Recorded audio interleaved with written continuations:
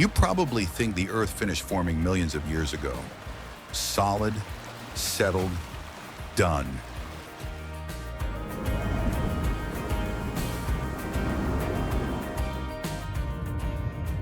It didn't get the memo.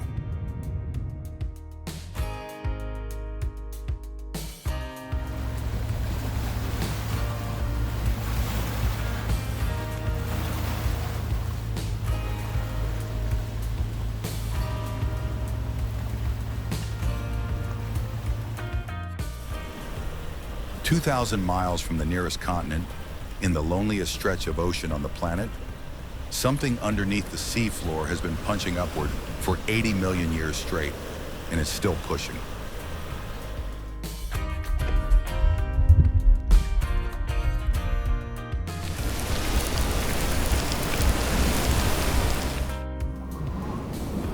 Every few 100,000 years, that pressure wins.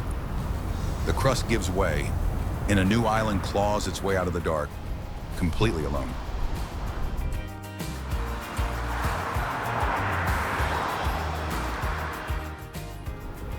Some of those islands are already dead, worn down to jagged green bones by 5 million years of wind and rain.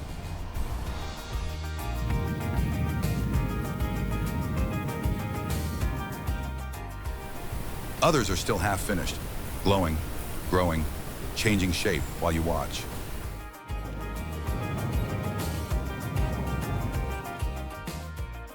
And one of them, right now, today, is still on fire.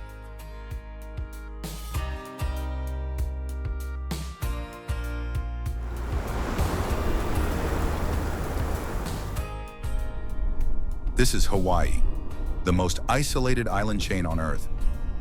Every single piece of it was born the same violent way, and we're going to watch it happen.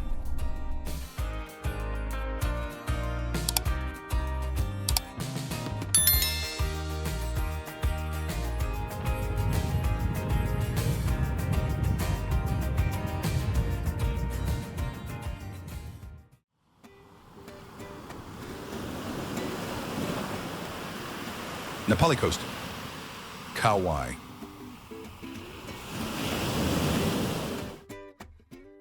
If the Hawaiian chain is a timeline, Kauai is where the story begins.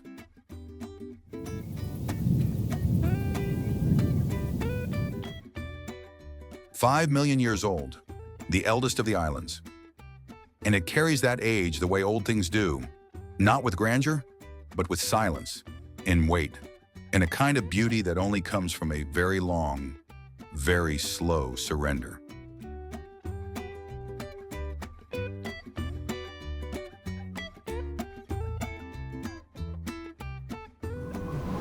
The volcanoes here went quiet long ago. What's left is what happens when fire gives way to water. A coastline so thoroughly taken apart by rain and surf that no road has ever been built along it. None ever will.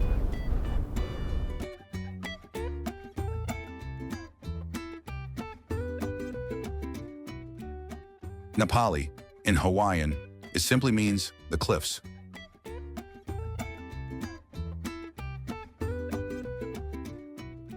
No drama, no elaboration, just the cliffs, as if there were no other cliffs worth naming.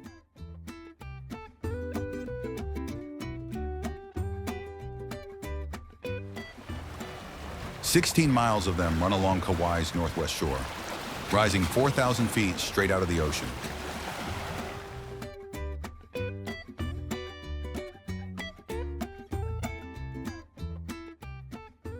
The edges are so sharp they look cut, not carved, shaped by something that had millions of years and absolutely nothing else to do. That something was rain. This island pulls in more rainfall than almost anywhere on Earth, and every drop has been doing the same work longer than most mountain ranges have existed, pulling the rock apart, grain by grain, valley by valley, in no particular hurry.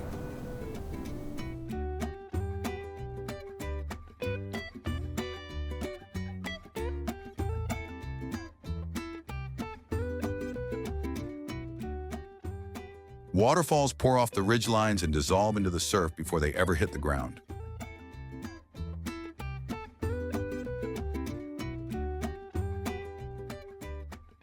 Valleys so deep that sunlight only reaches their floors for a few hours a day hold entire ecosystems that exist nowhere else on the planet.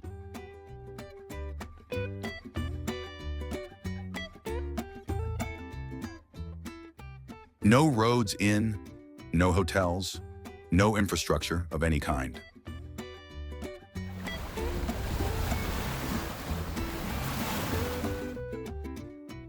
The only way in on foot is the Kalalau Trail, 11 miles of narrow path pressed against the cliff face, winding through valleys that native Hawaiians called home for centuries.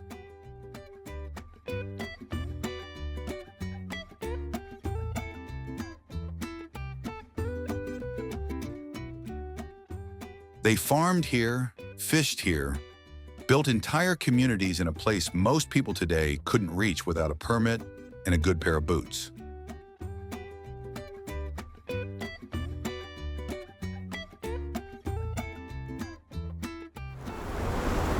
By the early 1900s, they were gone, pushed out by a combination of disease, outside pressure, and policies that had very little to do with the land itself.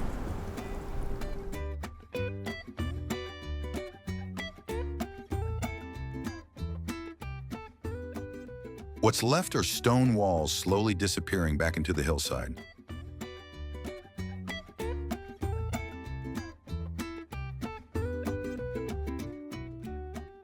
Today, the only people who pass through these valleys are the ones willing to earn it.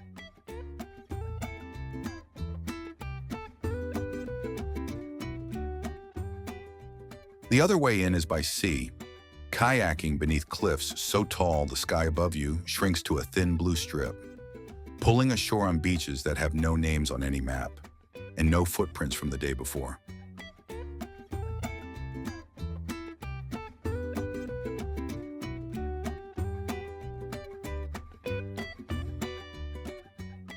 Hollywood has been coming here for decades, and it's not hard to understand why.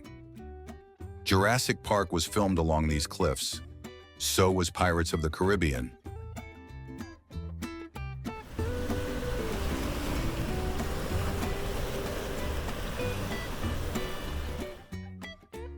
Directors keep returning because Nepali has something nearly impossible to manufacture on a set.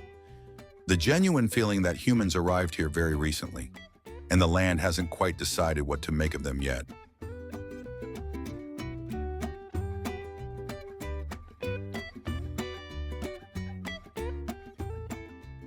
But no film has ever captured the thing that stays with you longest: the silence.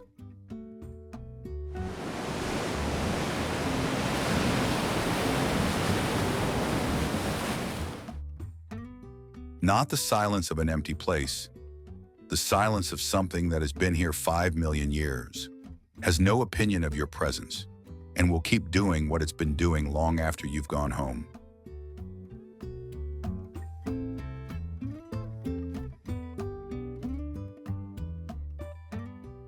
This is the oldest corner of Hawaii. This is what the beginning of the story looks like, after 5 million years of editing.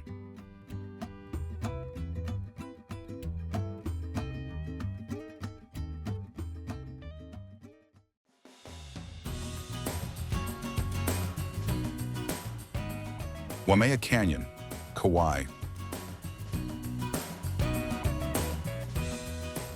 Most people come to Kauai for the ocean. They don't expect to find the interior of the American West waiting for them 10 miles inland.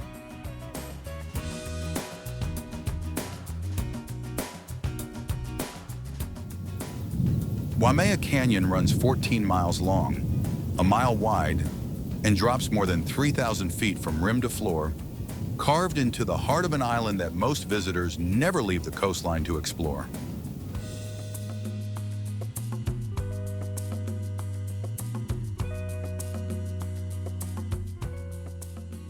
Mark Twain called it the Grand Canyon of the Pacific, and for once, the comparison doesn't feel like an exaggeration.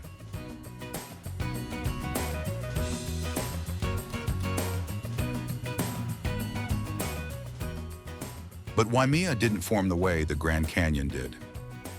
No single river cut this place.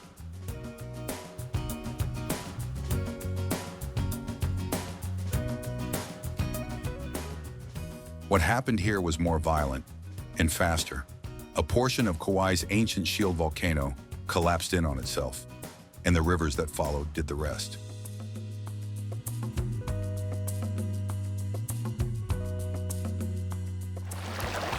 The Waimea River has been finishing that job ever since, cutting deeper, pulling the walls apart, exposing everything the volcano left behind.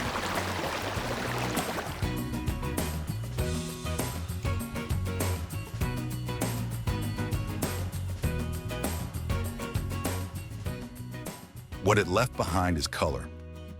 Red and rust and burnt orange layered against deep green. Iron-rich basalt oxidizing over centuries into something that looks less like rock and more like a painting someone started and never got around to finishing.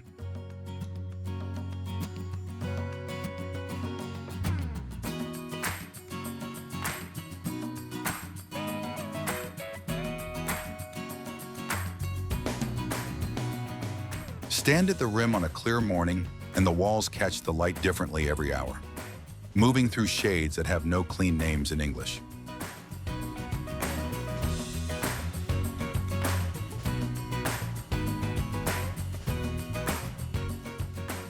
Then the wind comes through. At this elevation, it doesn't announce itself. It arrives sideways, cold and fast. And for a moment, the canyon below you disappears entirely into cloud.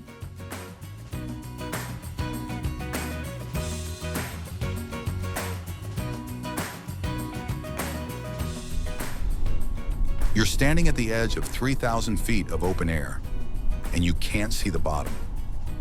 Just gray, just wind, just the faint sound of Waipoua Falls somewhere below, invisible, still falling.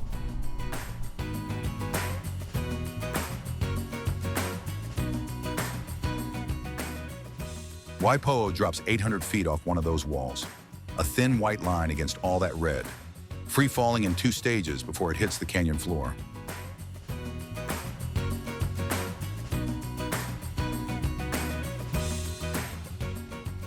On the windiest days, it barely makes it down at all. The gusts catch it mid-fall and pull it apart, scattering it into mist before it ever lands.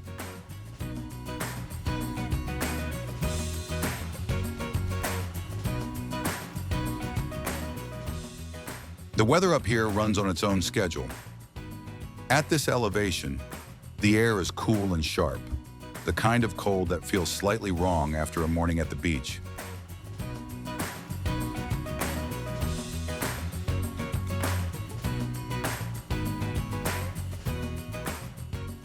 Clouds move through the canyon rather than above it. One overlook sits in thick fog, while the next, half a mile down the road, is wide open and sunny.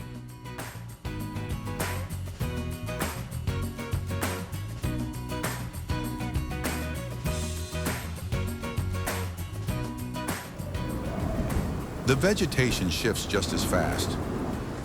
Dry scrub on the exposed ridgelines gives way to dense native forest in the wet folds below.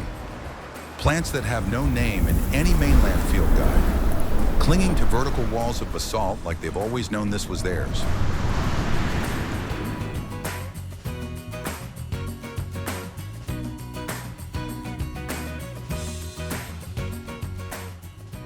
Most visitors drive Waimea Canyon Drive, pull over at the lookouts, take the photograph, move on.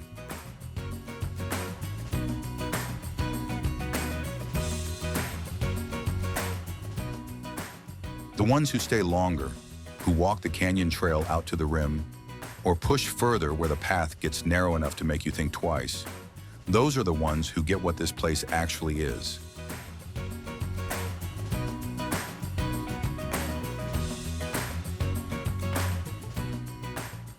A cross-section, a geological confession. Every layer exposed on these walls is a chapter in how this island was built. And you can put your hand flat against the red basalt and feel, in the most literal sense, what Hawaii is made of underneath everything else.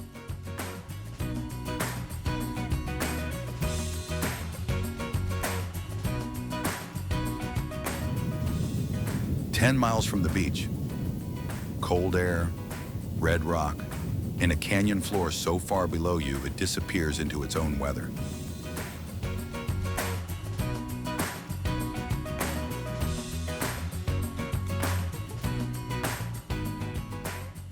And somehow, you're standing inside the bones of a volcano that burned itself out long before anyone was around to watch.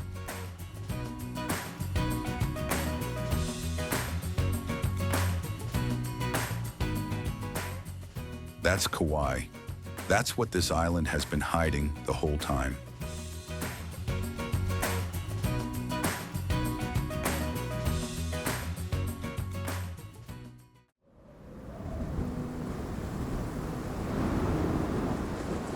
Honolulu, Oahu. For most of American history, Honolulu was the last American city before Asia, the place where the Pacific either began or ended, depending on which direction you were sailing. It still is, just with better hotels.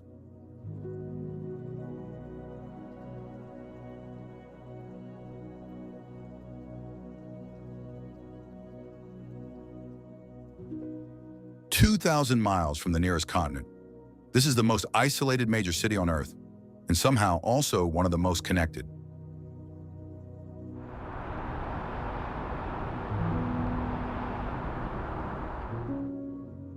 The port here has been moving goods, soldiers, diplomats, and ideas across the Pacific for over a century.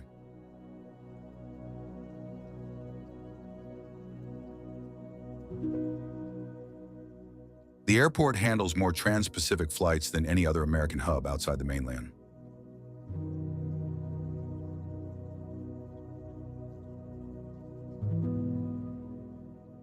Honolulu doesn't feel like an island capital. It feels like a crossroads that happens to have a volcano in the backyard.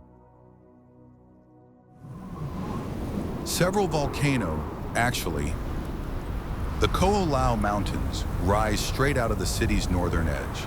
Ancient shield volcanoes, long extinct, their faces carved by rain into ridgelines so sharp they look like the spine of something enormous that never quite made it back underground.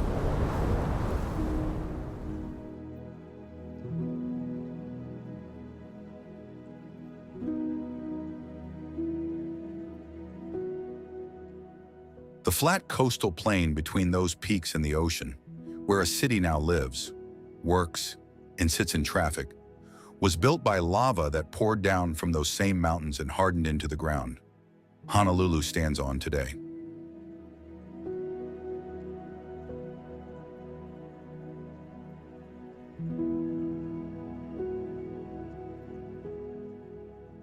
Diamond Head watches over the east end of Waikiki, a crater so integrated into the skyline that most people forget, for a moment, what they're actually looking at.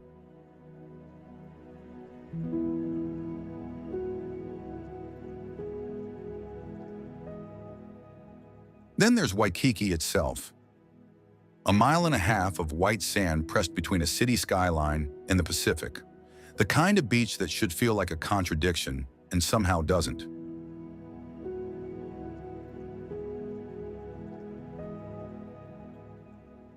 The reef offshore keeps the surf gentle and consistent, which is why Hawaiians were riding these waves centuries before anyone else on Earth had figured out what a surfboard was.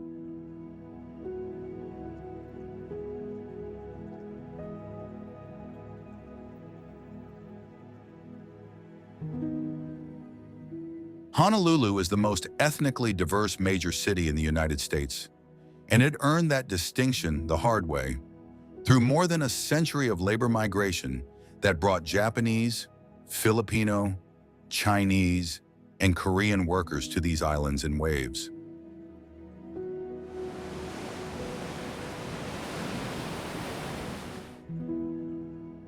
Each community layered its own food, language, and tradition onto a place that was already Hawaiian, already complex, already its own thing.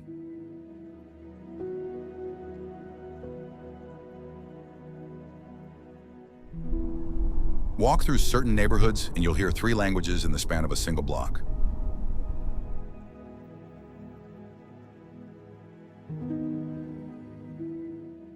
The clearest place to see all of that collision is on a plate.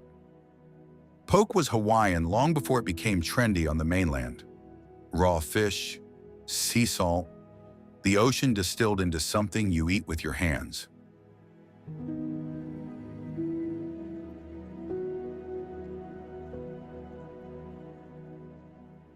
The plate lunch came later, born from the plantation lunch pails of workers from a dozen different countries who started sharing food across cultural lines because they were hungry and it tasted good.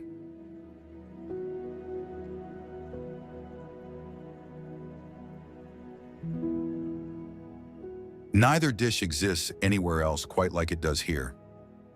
Both of them tell you more about this city than any skyline photograph ever could.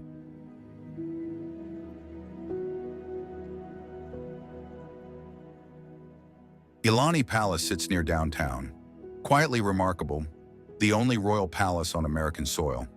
Built in 1882 by King Kalakaua, who had electric lights installed before the White House did. It's a building that has no business existing inside the United States. And the reason it does is a history this city has never fully resolved and hasn't stopped talking about.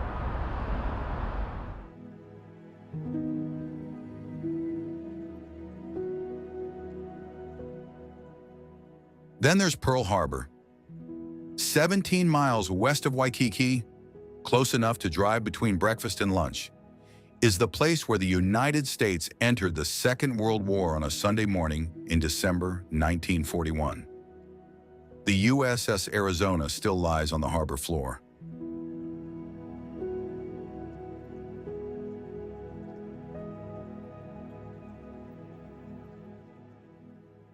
More than 1,000 men are still inside it. The memorial above floats on the water without touching the wreck, a deliberate choice, a space between the living and the dead that no one has ever tried to close.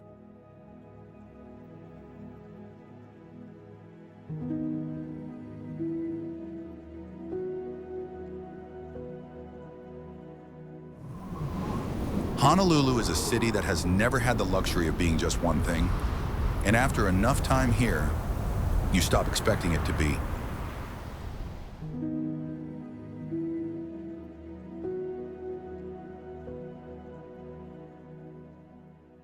Ancient Hawaiian culture in 21st century America, military history and resort beaches, volcanic ridge lines and glass towers, all of it layered on top of each other the way the lava once layered itself, one flow at a time, into the ground this city was built on.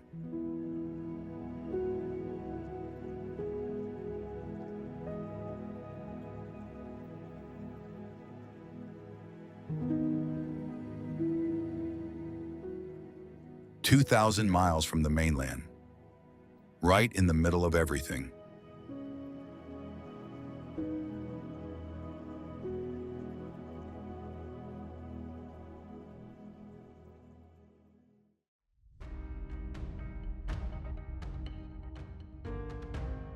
Diamond Head, Oahu.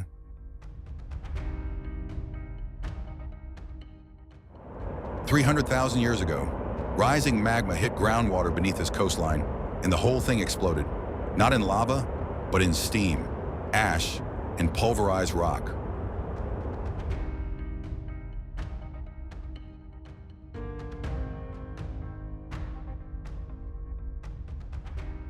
One violent detonation, no warning, and when it was over, what remained was a crater half a mile wide and 760 feet tall, sitting at the edge of the sea like something that had been there forever.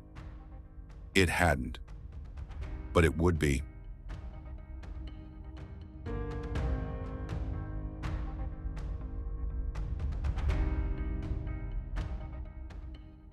The Hawaiians called it Li'ahi, the brow of the tuna, because that's exactly what the ridgeline looks like from the water.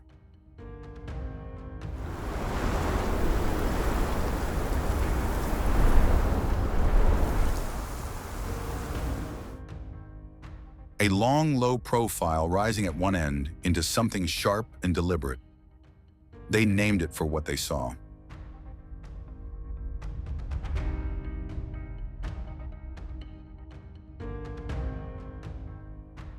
The British came later, spotted calcite crystals in the rock, called them diamonds, and renamed the whole formation after a mistake.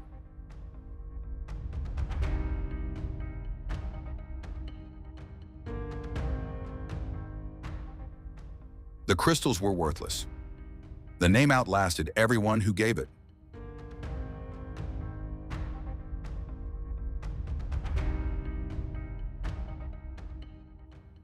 What makes Diamond Head genuinely unusual, among all the volcanic features in Hawaii, is that you don't observe it from a distance.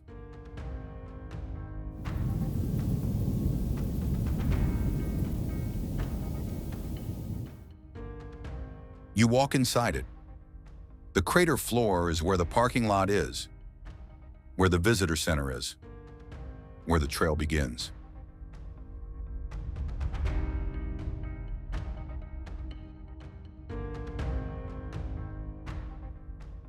Most people are standing in the throat of a volcano before they've finished reading the trail map.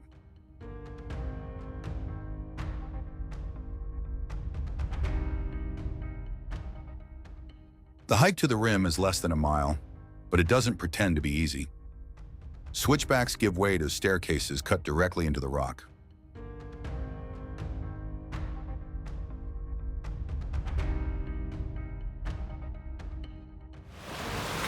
The staircases give way to tunnels, low, narrow, drilled through the crater wall by the U.S. Army in 1908.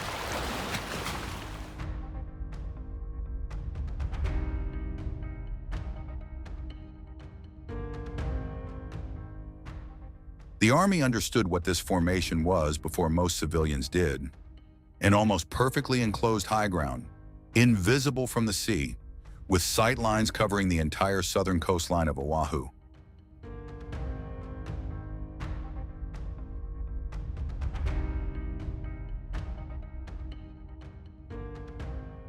They built fire control stations into the inner walls. They installed a spiral staircase inside a concrete observation post near the summit.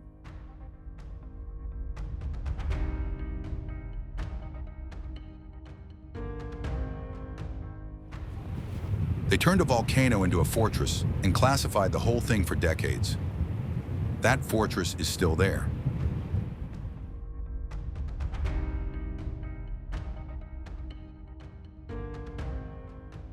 You climb through it to reach the top. And at the top, the full southern face of Oahu opens up. Waikiki directly below, laid out in a straight line between the mountains and the sea.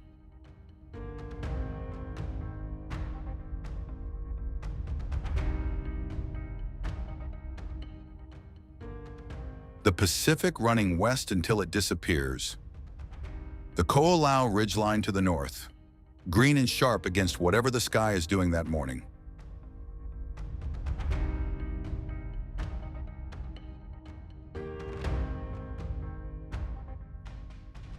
On a clear day, the outline of Molokai and Maui at the edge of the horizon.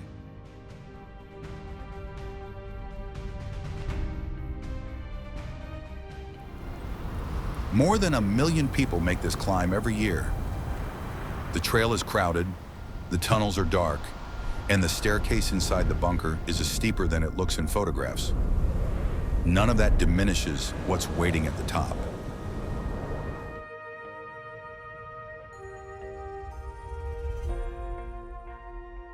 If anything, it's part of the point that this particular view from the rim of this particular crater is worth every step of the climb through a volcano that the Army decided was worth hiding a war machine inside.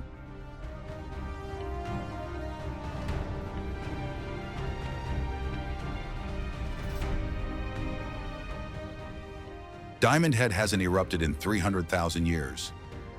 Geologists don't call it extinct.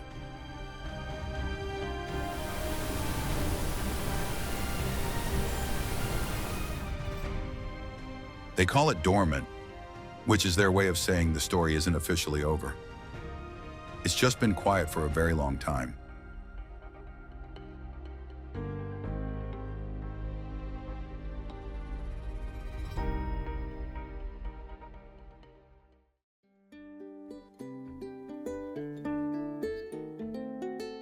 Hanauma Bay, Oahu.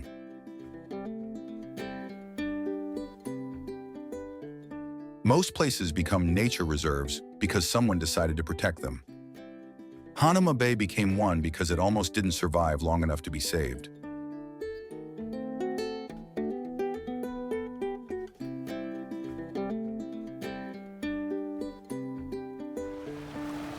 This bay began the same way Diamond Head did, a steam-driven explosion through the seafloor, followed by thousands of years of waves breaking through the seaward wall of the crater until the Pacific had an open door into the bowl.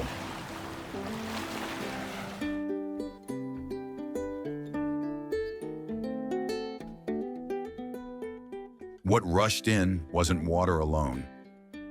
It was coral, spreading slowly across the volcanic rock on the crater floor, building outward over centuries into one of the most layered reef systems in the Hawaiian Islands.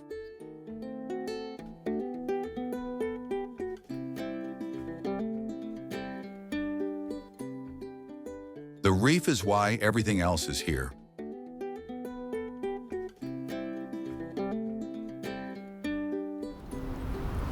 The volcanic rim that still stands above water does something no engineered breakwater could quite replicate. It absorbs the force of open ocean swells before they reach the interior, leaving the water inside the bay shallow, clear, and calm in a way that feels almost deliberate. Almost too good to be true.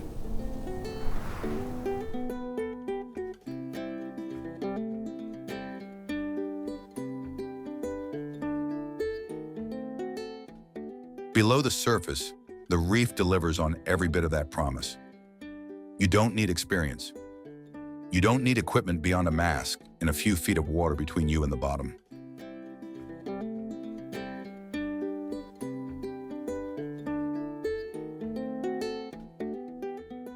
What you find down there, the sudden appearance of color and movement where you expected sand, fish moving through coral formations in every direction, the slow, unhurried passage of a green sea turtle cutting through the shallows is the kind of thing that stays with people for years.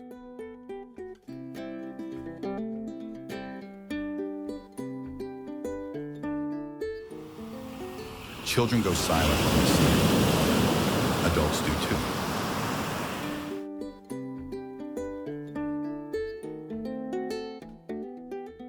The honu, green sea turtles, have been part of this coastline long enough that the ancient Hawaiians wove them into their sense of place, their navigation, their understanding of the ocean itself.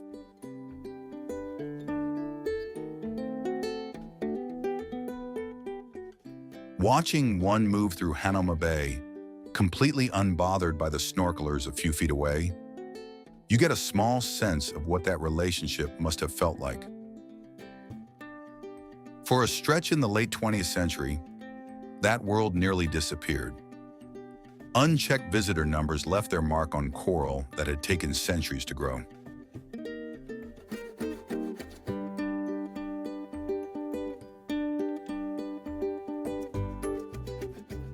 The state closed the bay, then reopened it with strict daily limits and a mandatory conservation program before anyone sets foot on the beach.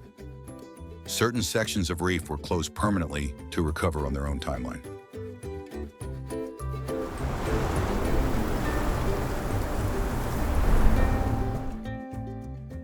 It worked. Slowly, visibly, it worked.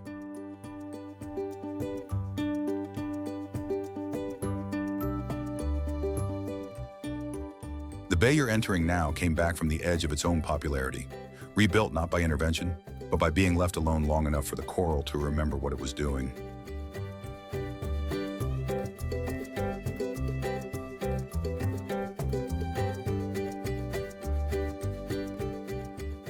The turtles, sure, for their part, never seemed particularly worried.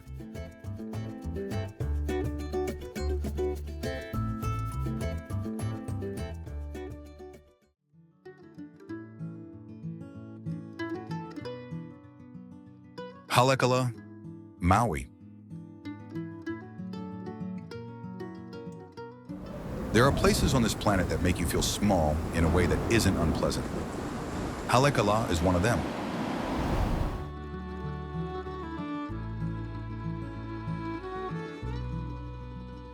The summit sits at 10,000 feet, high enough that the clouds are below you, not above you.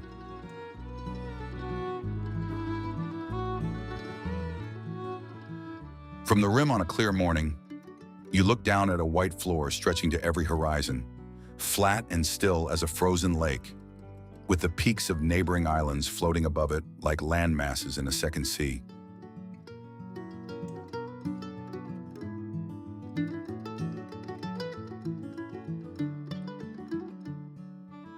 The mountain didn't bring you closer to the sky. It lifted you out of the world you came from and set you down somewhere else entirely.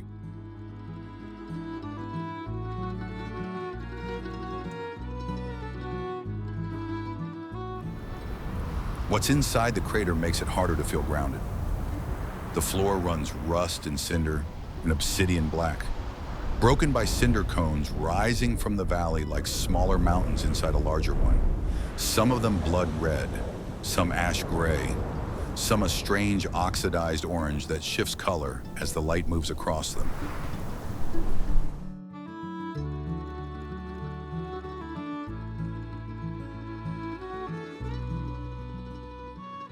NASA sent astronauts here to train before the moon landings, and standing on the crater floor, it's not difficult to understand why.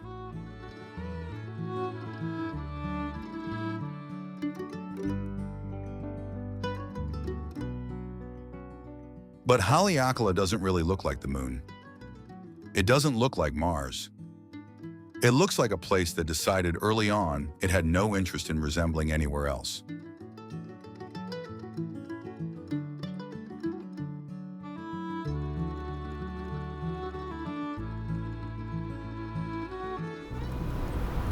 Somewhere in that landscape, if you know where to look, grows the silver sword. Nowhere else on Earth.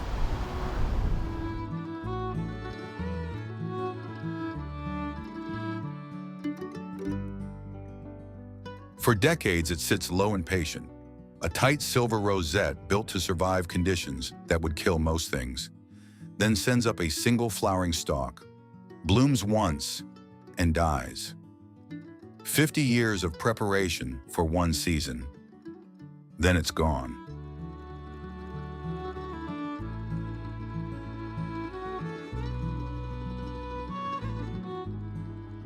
Not everything up here takes 50 years to arrive.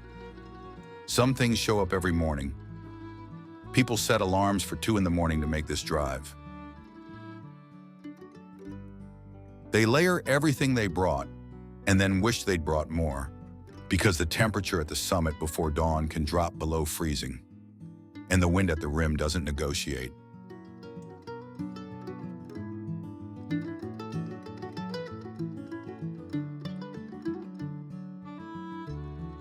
They stand in the dark with strangers from a dozen different countries, all of them waiting, none of them entirely sure it will be worth losing sleep over. It is always worth it.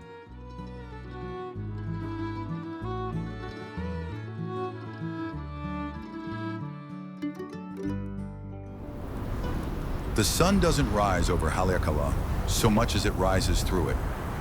First as a thread of color bleeding into the cloud layer far below, then as something that fills the entire eastern sky while the summit is still in shadow.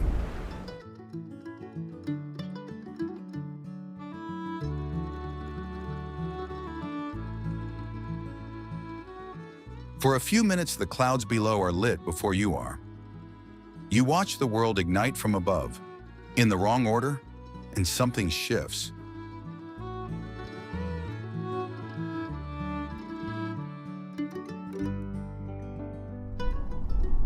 On certain mornings, when the conditions align, something else happens.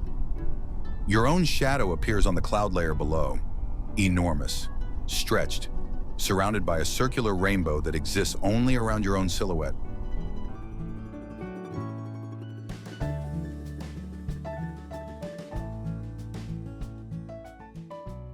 Brocken Spectre. It's called a trick of light and water and altitude that turns you, briefly, into the largest thing in the landscape.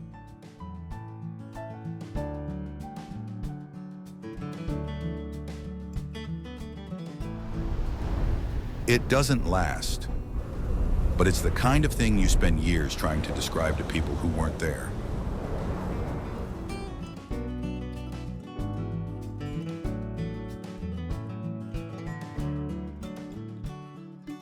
Nobody talks much on the drive back down.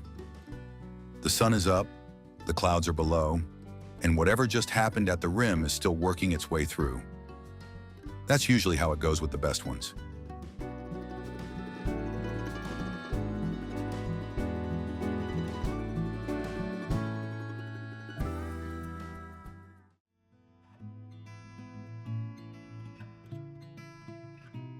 Road to Hana, Maui.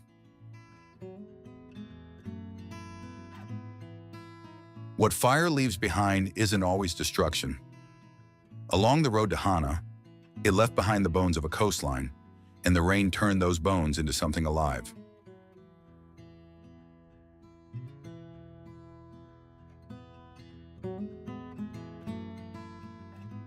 The result is a landscape stitched together by waterfalls, rainforest, and black volcanic rock, connected by a road that twists through all of it.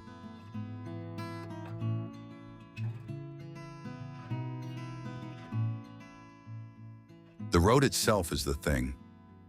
60-odd bridges, most of them single lane, most of them original. 600 curves between Kahului and Hana, cut into a coastline so steep and so wet that building this road at all was an act of stubborn ambition that probably shouldn't have worked.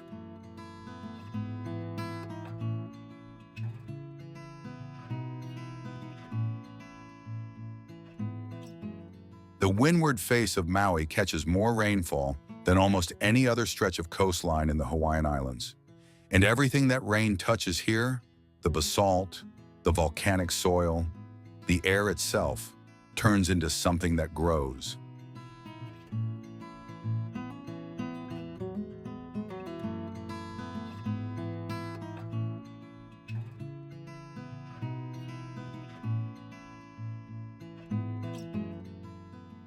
Ferns the size of trees. Trees with roots that look like they're trying to leave. Moss is so dense and so green, they seem to generate their own light.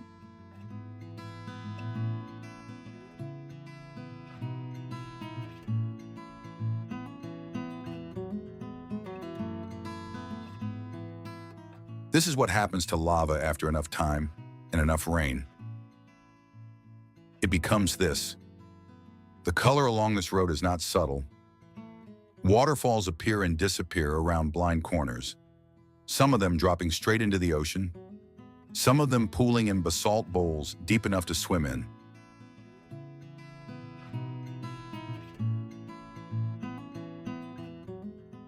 The forest closes in overhead and then opens without warning onto a black sand beach that has no business being as beautiful as it is.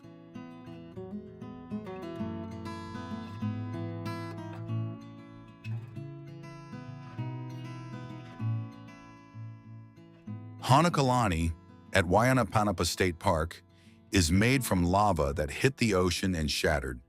Obsidian black sand, sea caves carved into the coastal rock, waves that are not gentle and don't pretend to be.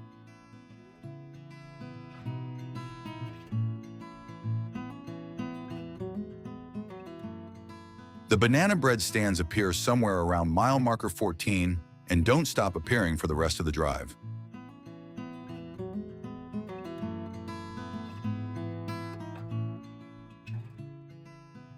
This sounds like a minor detail. It isn't. There is something about eating warm banana bread on the side of a road with a 300-foot drop on one side and a waterfall on the other that resets something in a person.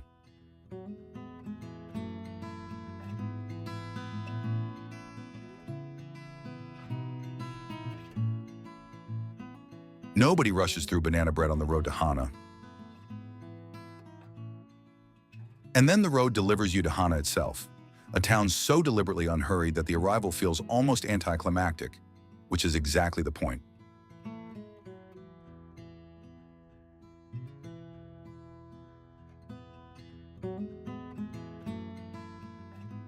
No resort strip, no chain hotels, a gas station, a small store, a community that has been here long enough to understand that distance changes the people who make the trip.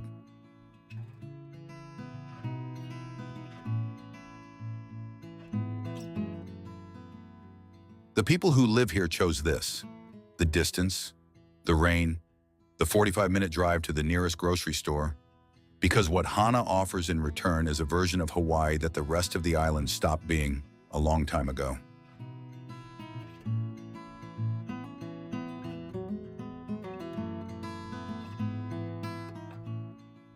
Most people turn around at Hana and drive back the way they came.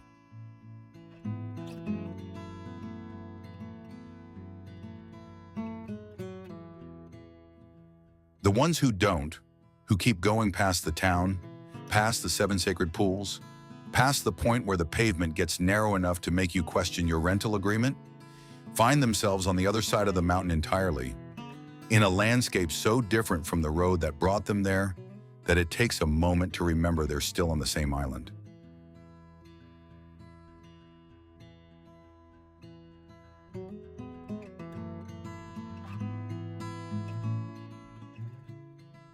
By the end of the drive, you realize the waterfalls, the black sand beaches, and the rainforest were never separate attractions.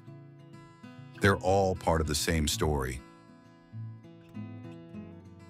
And no matter how many curves you've driven, it still feels like you've only seen a small piece of it.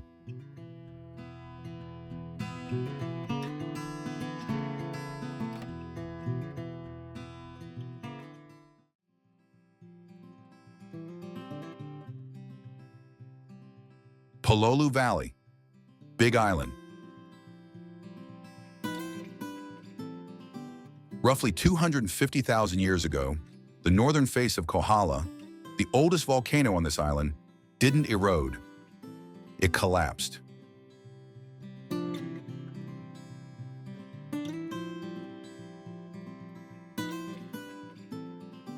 A single catastrophic event took a mountain and left behind a coastline of sheer cliffs, severed valleys, and open wounds that the ocean has been working on ever since.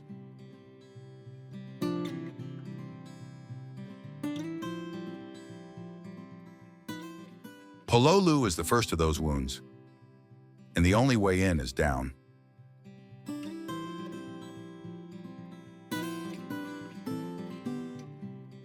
The trail drops 600 feet in less than a mile. Red dirt, steep switchbacks, the kind of descent that registers in your knees before you're halfway to the bottom.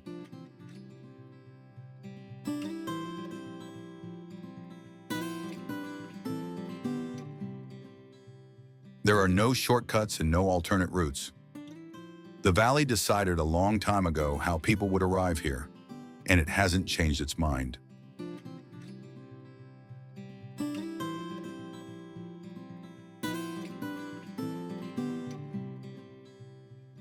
At the bottom, the beach is black, not dark sand, but coarse basalt that the surf has been grinding down for centuries, piece by piece, without any particular hurry.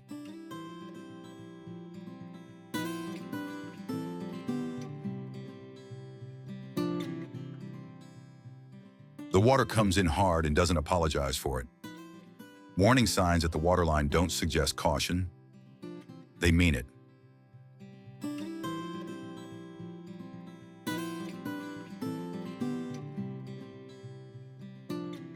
Just offshore, sea stacks rise out of the water, columns of rock that held together when everything around them gave way.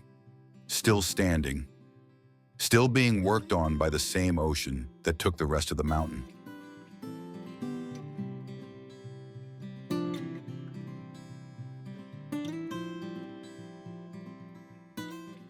The beach ends where the ironwood forest begins, the trees rising in dense cathedral rows, holding the black sand in place against the wind off the water.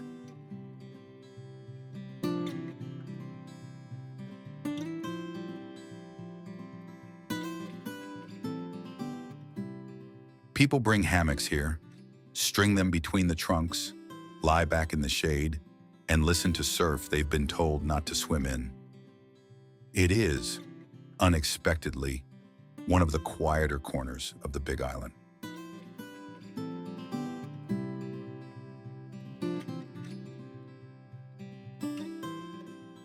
The native Hawaiians understood this valley as a place of mana, spiritual energy accumulated over centuries in the land itself. And the word doesn't translate cleanly into English.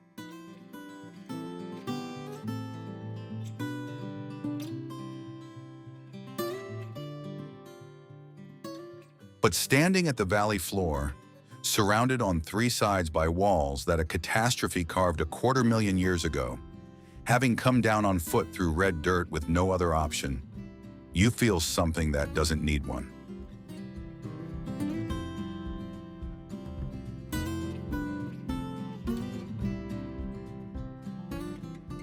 Pololu is raw in a way that most of Hawaii has stopped being. The trail keeps it that way.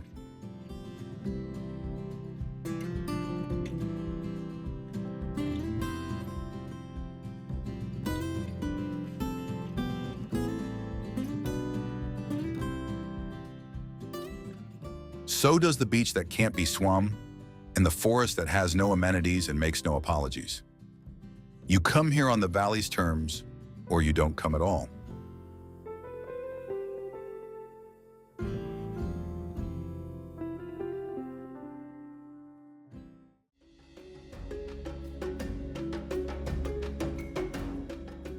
Mauna Kea, Big Island.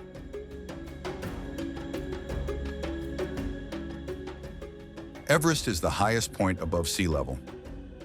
That's the measurement most people know, the one that ends the argument at dinner tables.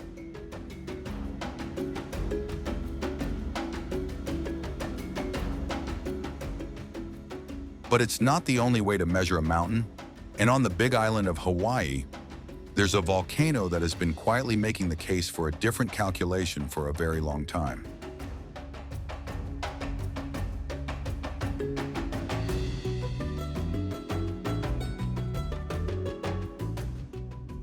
Mauna Kea rises 13,796 feet above the Pacific. Below the waterline, it keeps going.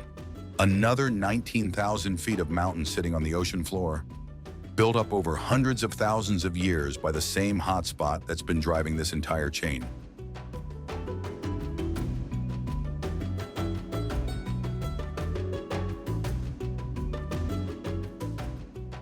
Base to summit, Mauna Kea stands roughly 33,500 feet tall.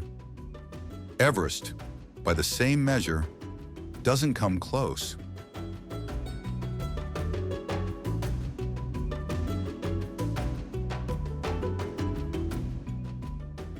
Most of that mountain is invisible.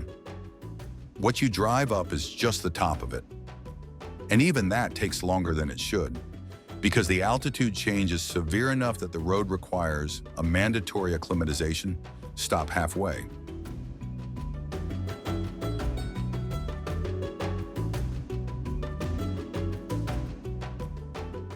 Your body needs time to understand where it's going.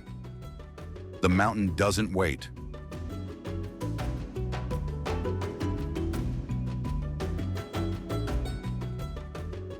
At the summit, the air holds about 40% less oxygen than at sea level. The cold arrives fast and stays.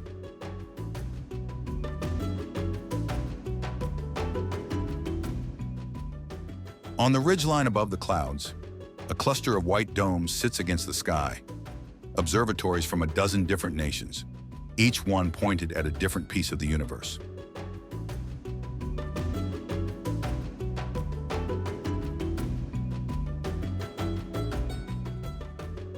They came here for the same reason. This sky is different from any other sky on Earth.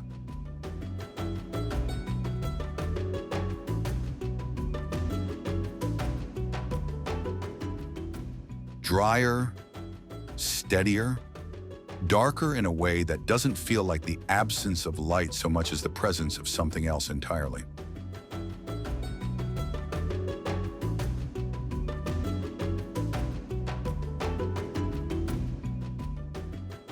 Stand under it for the first time, and the instinct isn't to look for constellations, it's to just stop.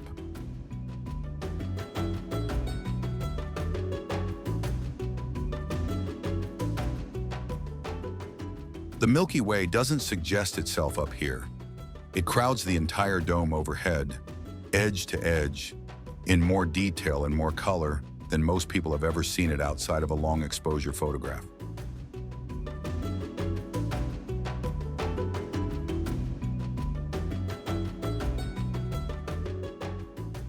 First-time visitors tend to go quiet, not reverent quiet, just unprepared quiet. The kind of silence that happens when something is larger than you expected and your brain needs a moment to catch up.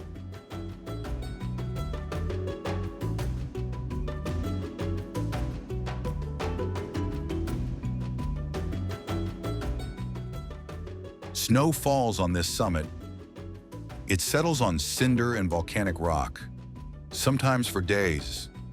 While 45 minutes down the mountain, the air is thick and warm and smells of salt and flowering trees.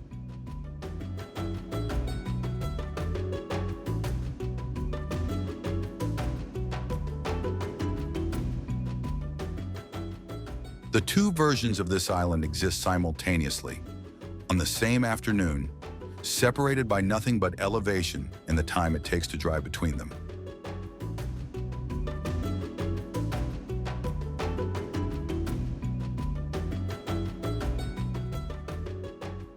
Tucked into a cinder cone near the summit, at over 13,000 feet, sits Lake Waiau, small, cold, fed not by rainfall but by permafrost melting beneath the volcanic rock.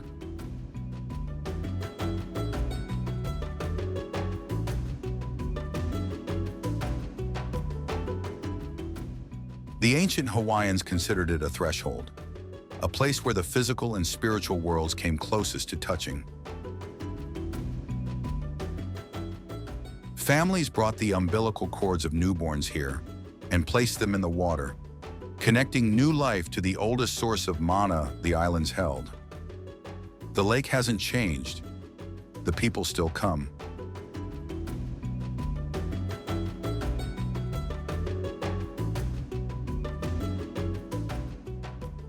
A mountain that measures itself differently than other mountains. A sky that shows you things you didn't know were up there. A lake that has been keeping the stories of this island since long before the first telescope arrived to look past it.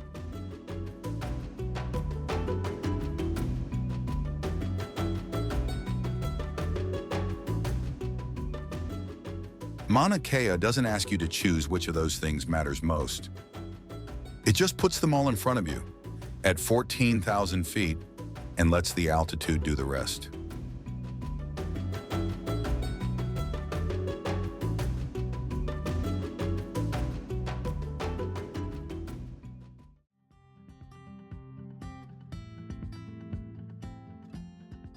Kilauea, Big Island. Deep in Hawaii, Volcanoes National Park, at the southeastern edge of the Big Island. Kilauea rises from ground so young the rock beneath your feet is still cooling, a volcano that has been erupting, in one form or another, for as long as anyone has been keeping records.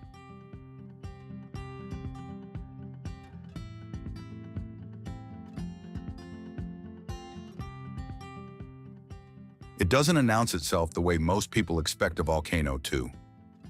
No ash cloud building on the horizon, no ground shaking, no wall of destruction.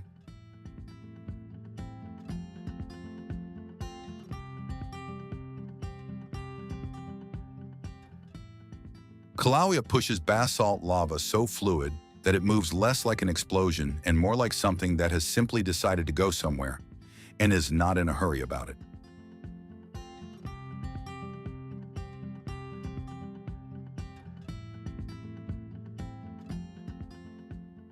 It has buried roads, swallowed neighborhoods, and added hundreds of acres of new land to the coastline over the past few decades alone.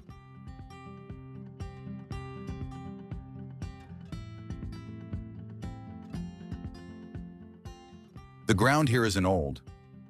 It is fresh, newer, in places, than the shoes you're standing in.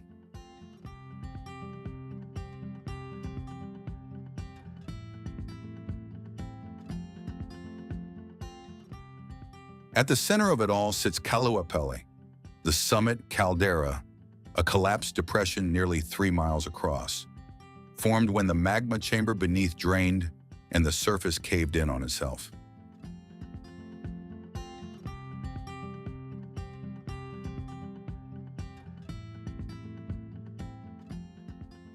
Inside the caldera, Halemaumau crater holds the lava lake.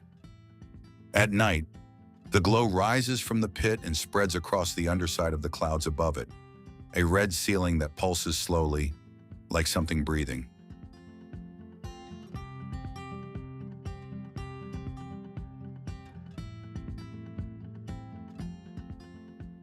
The sulfur in the air is sharp enough to taste. The heat at the rim is physical, something you lean into rather than stand against.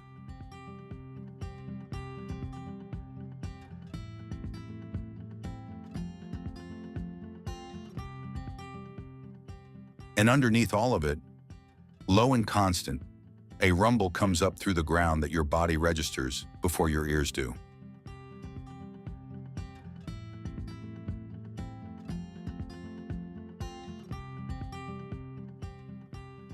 The Hawaiians understood this long before the volcanologists arrived. Pele, Pelehonuamia, the goddess of fire and volcanoes, is said to live here, in Halemaumau.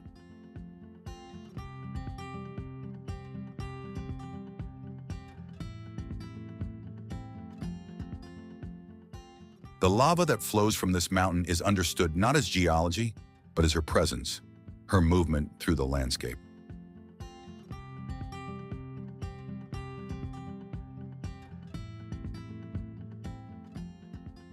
That understanding has been here for centuries, and it coexists, quietly but firmly, with every instrument and monitoring station the USGS has placed on this mountain.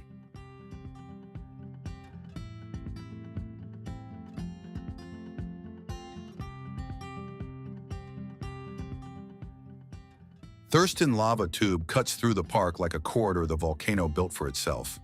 A tunnel formed when the outer crust of a lava flow hardened, while molten rock continued moving through the interior, eventually draining out and leaving the shell behind.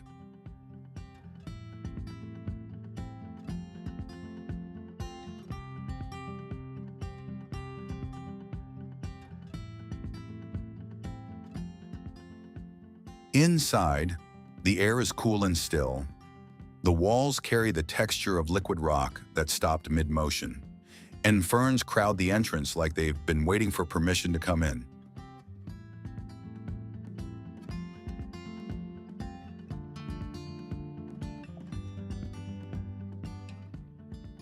It is one of the stranger things you can walk through on this island, the interior of a process that is still happening, just further down the mountain.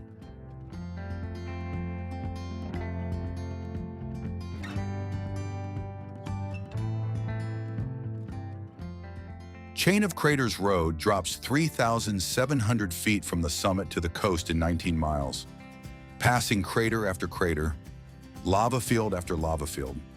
The landscape getting younger and rawer the further down you go until the road simply ends, stopped by a lava flow that came through in 2003 and didn't move around the pavement.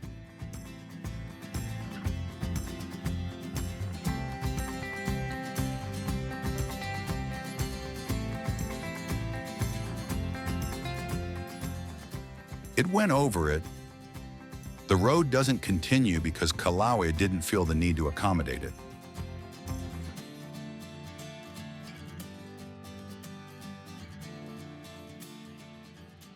Nepali showed you what a volcano looks like after 5 million years of rain and wind have had their way with it.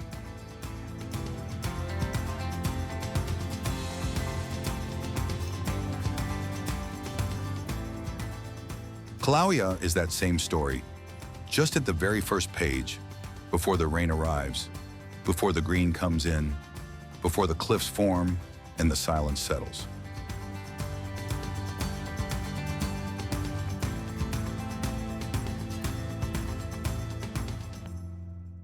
process that built every island on this chain is still running here, out in the open, making no attempt to hide what it is.